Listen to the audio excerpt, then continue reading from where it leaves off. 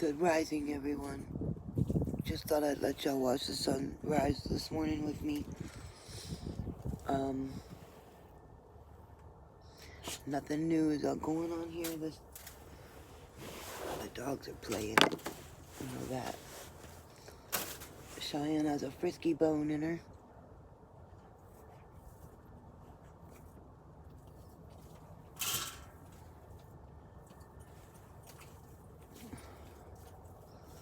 You better get that bone, girl. You better give me that bone. That bone, bone.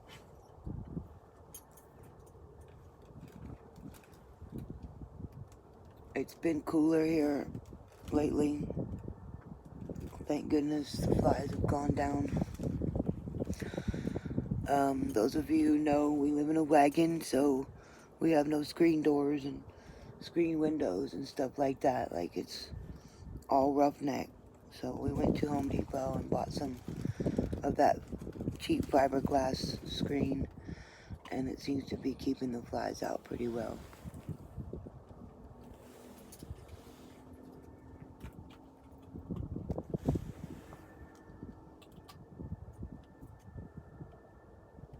There's a lot of fake stuff going on the news right now.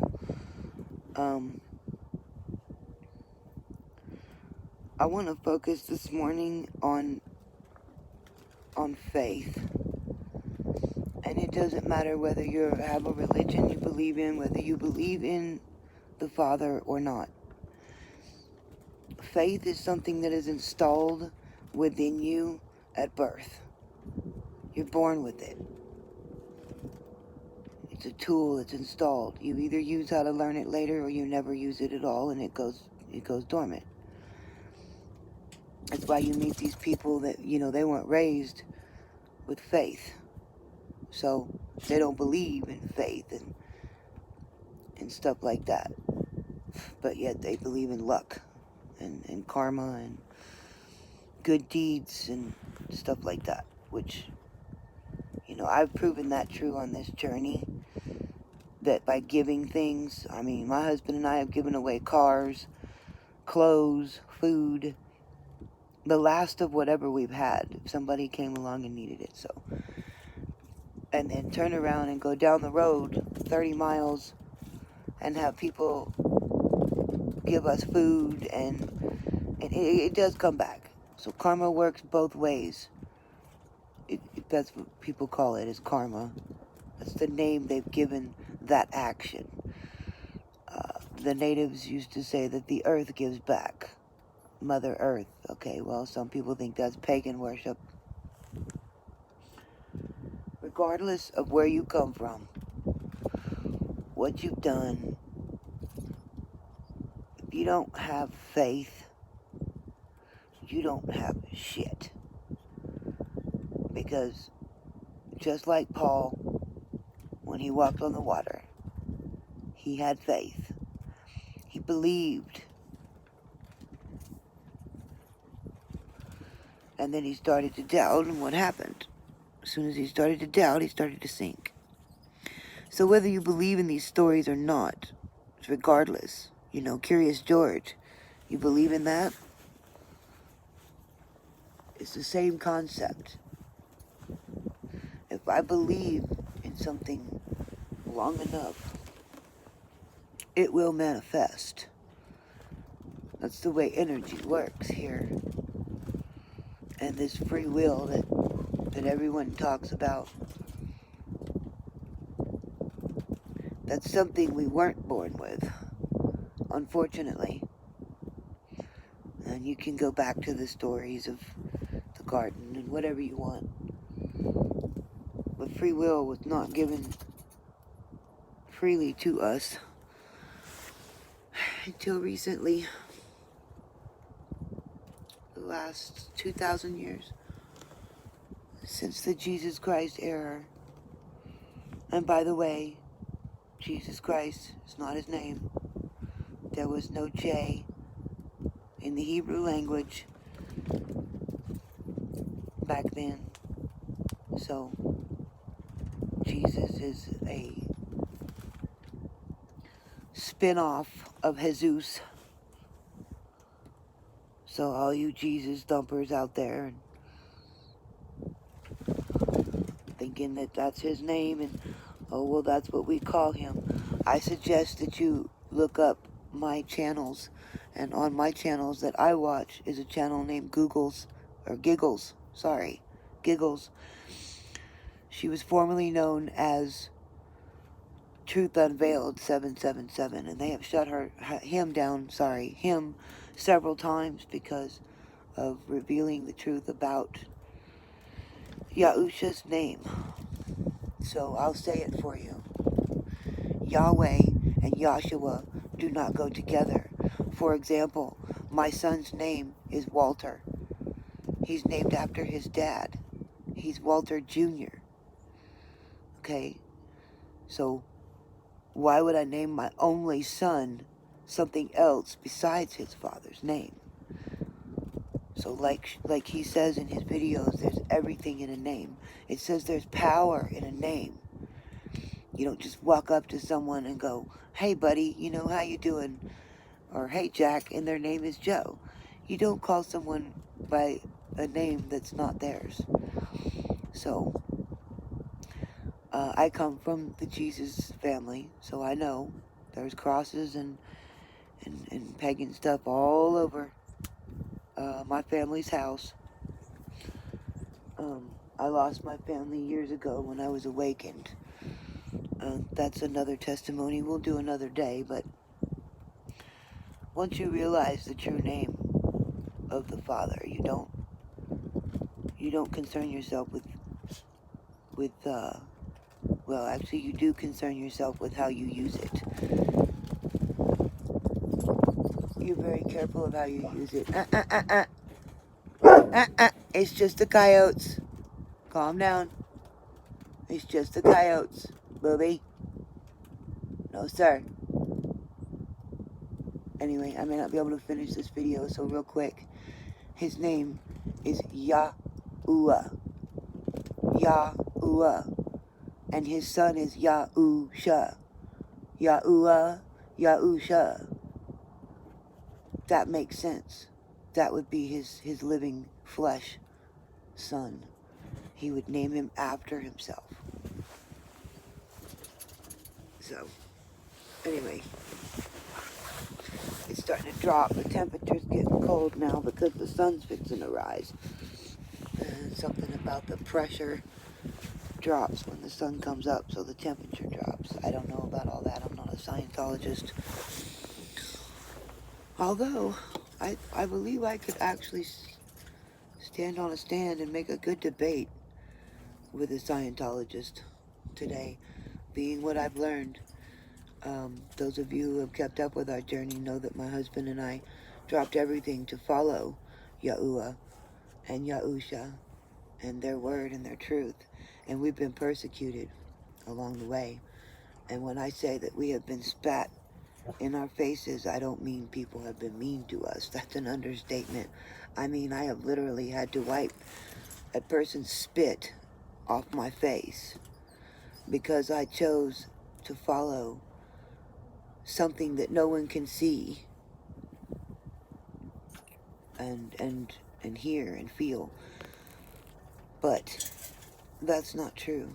After being dead for 45 minutes and being taken places and seeing things, my awakening, you know, I was exalting myself back in the day, so I was humbled. So see, now I humble myself and he exalts me. For example, there was a time when my husband and I didn't have a pillow or a blanket. We literally slept in our coats and our long johns and our coveralls outside in 8 below, by the way, with our horses and our wolves, and we all curled up and stayed warm. Literally, like, next to the horses. We literally slept next to the horses on the ground. In 8 below. And we did our journey, and now 5 years later My husband is working a good job now, and this lady gave him hush. This lady gave him some blankets and some pillows out of nowhere, and they just happened to be feathered down pillows. And I just was so amazed by that. I was like, you know, you humble yourself, you're exalted. If you exalt yourself, you're humbled. And let me tell you something about being humbled. It hurts. It feels like someone took their fist and punched it inside your gut, twisted it around, and then pulled out your innards. That's what being humbled feels like. So the best advice I can give everyone today is humble yourself. You know, I don't say follow me in my YouTube. I say follow me and I will lead you to the light. I'm not claiming to be a light. I'm learning to be a light. I'm learning down here how to do this. So I don't want anyone out there thinking that I think I'm special or... Now, do I think I'm set apart from the rest? Yes, that's a different story.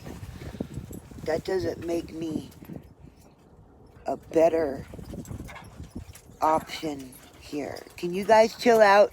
Mommy's on the phone. Hey, that's enough. Cut it. I'm trying to do a video. Can you wait to play? Pretty please. Thank you. Good boy, Booby. Okay, so where was I? The humbling yourself. When you... Yeah, I don't ask people. I'm not rising myself up as the Christ. You know what I'm saying? Matter of fact, I don't even claim to walk beside him. I'm not a Christian. I'm not a little Christ. See, that's where Satan messed up. Lucifer messed up because he was trying to be like the Most High. You can't. There's nothing I could do down here to be like the Most High. Nothing. So why would I want to try? Now, do I want to speak his truth and spread what he said? Yes. Do I want to lead people to the water? Yes. Sometimes do I want to shove their face in it and watch the bubbles come out because they're very frustrating? People that don't want to see the truth right in front of their eyes, it's very, very frustrating. But do I do that? No. I used to do that. I used to shove people's faces in it. I don't do that anymore. I offer the water. If they want to drink, they drink. If they don't, I move on. I have to save my lamp oil. Remember? So, humbling yourself. How does one humble themselves? Well, I'll just tell you what I did. And then you can figure out your own humility from there. Because there's a saying I made up years ago. You either... Hold on. How's it go? Learn humility or be humiliated. And that rings so true.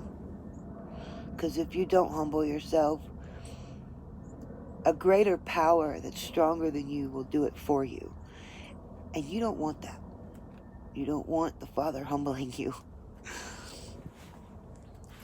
He can bring you from the top of a pillar to the bottom of the roots beneath Sheol in a second. So, remember that. So this is what I did to humble myself. I gave up everything I had. My husband and I had property. We had 2 gooseneck campers. We had 2 trucks. We had a Harley Davidson. We had all this stuff. I had just inherited some jewelry making stuff from my native family in Oklahoma. And I had strung all that up and made jewelry with it and sold it. I mean, we had money. We were rolling. We were so miserable. We were so unhappy. And I don't know if anybody can relate, but demons hang out in the desert, okay? And let me tell you, there are screams at night that are not human. I've slept on the side of the highway out there, and I've heard things that are not human. So, evil does exist. But when you're out there and you're sleeping on the ground, we dropped everything, and we walked. We packed what we could in our backpacks, and we left. We didn't know where we were going, what we were doing. We just knew that we had to humilify ourselves. So we did. We walked 300 miles. And boy, did we get humbled. We learned. Sorry, I get choked up when I talk about it because it was very emotional. We learned that there's a lot of people suffering out there, that nobody cares. And to literally watch someone dying in front of you, and all anyone can do is turn their cameras on and start filming. It doesn't make you angry at the one who's dying. Trust me, it makes you angry at the people around. Some of you have heard this story before, but Chris, my husband, and I were doing our thing, living off grid, you know. We were still driving a vehicle at this time. We hadn't got our horses yet. And there was this old man in a wheelchair in the middle of January with no socks on. And I watched at least 60 people go by, walk 2 feet from him, and not even blink an eye. How on earth can you do that? I just don't get it. How can you walk by someone drowning? I mean, they made that Oh My Darling song for people like y'all, because y'all just stand there. That's why we call y'all stupid. No offense. But people like that are just dumb and selfish and asleep. You can't literally walk by someone drowning and not do something. That means you don't have a conscience. Okay? So, I went over there and I got a package of socks. I didn't ask him. Well, I think I did, and I think he bit my head off and said no, but I went and done it anyway. I went and got a package of socks, and he was in a wheelchair, so he really couldn't fight me that much. Now, he had diabetes, so I bought those tight-fitting socks, the nylon ones, because his feet were swollen, and he had frostbite on his toes. And so I went and got a package of socks and put it on his feet, with him just kind of sitting there. He didn't really fight me, but he wasn't grateful either. So I put 2 or 3 pairs on him. I made his feet covered up. And the next day, we were going around. Well, he was in the Albertsons, and he still had his socks on, but he wasn't looking too good. He was struggling a little bit. It looked like he was trying to breathe. Again, everyone was just walking by this man. Nobody gave a shit. So I went over there, and I looked at him, and I could tell that he was in cardiac arrest. So I turned around, and I screamed to the manager, "Can you call 911? This man is dying over here." The manager got frustrated and went, "I guess." And so he calls 911. Well, the police show up, not the emergency ambulance. The police show up. So I am so frustrated at this point that I have to walk outside to the parking lot, because otherwise I'm going to black out and hurt someone by this point. And yes, I have a tendency to do that. I've only done it once, but that's why I don't get myself in dramatized situations, because I'm one of those that snap out and lose it and then wake up 2 days later with blood on my hands. No, I've never hurt anyone. I had a tiff in high school and that was it. And that's for another day. Well, I'll just tell you, the girl stuck a bloody tampon in my locker. So, I bashed her head into the locker a couple times. I got escorted out by 3 coaches and 2 football players. Next thing you know, her head was gashed open and I had to go see her in the hospital. You know what I said? I didn't apologize. I said, I bet you won't do that again. And walked out. So, anyway, I went outside to the parking lot. The next thing I know, the officer comes out and tells me that he's dead. They could have saved his life. That's okay. That's not for me to worry about. I did what I was supposed to do. And that goes into faith. You have to have faith in yourself. You have to have confidence that you can create love and joy around you. You can create whatever atmosphere you want. And he gave you that. That's what free will is. People think free will is the choice and, oh, you get to choose. And, well, you get to choose anyway. That's a given. Choice has always been there. Even in the garden. Yes, even in the garden, they had choices as to which tree they would walk up to for knowledge and wisdom. Okay? So have faith. Believe in something.